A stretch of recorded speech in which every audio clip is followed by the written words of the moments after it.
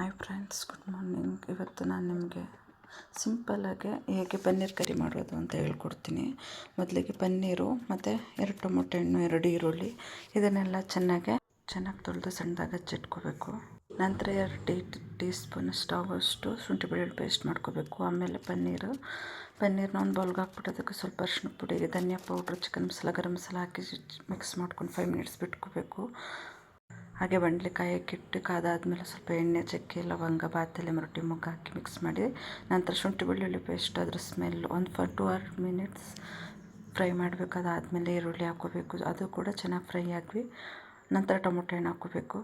ಅದಾದಮೇಲೆ ಒಂದು ಬೌಲ್ಗೆ ಮೊಸರು ಹಾಕ್ಕೊಂಡು ಚಿಕನ್ ಮಸಾಲ, ಗರಂ ಮಸಾಲ, ಹಸಿಮೆಣ್ಸಿನ್ಕಾಯಿ ಪೌಡ್ರ್ ಇದನ್ನೆಲ್ಲ ಹಾಕಿ ಚೆನ್ನಾಗಿ ಮಿಕ್ಸ್ ಮಾಡ್ಕೋಬೇಕು ಮಸಾಲೆಗೆ ಅಂತ ಹೇಳ್ಬಿಟ್ಟು.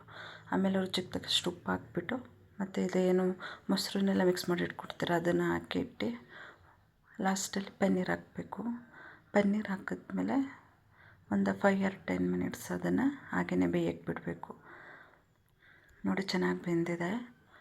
ಗೊತ್ತಾಗುತ್ತಲ್ವ ನಾವು ಮಾಡಬೇಕಾದ್ರೆ ಬೆಂದಿರೋದು ಹೇಗೆ ಅಂಥೇಳಿ. ಅದಾದಮೇಲೆ ಸ್ವಲ್ಪ ಲಾಸ್ಟಲ್ಲಿ ಕೊತ್ತಂಬರಿ ಸೊಪ್ಪನ್ನ ಆ್ಯಡ್ ಮಾಡ್ಕೋಬೇಕು.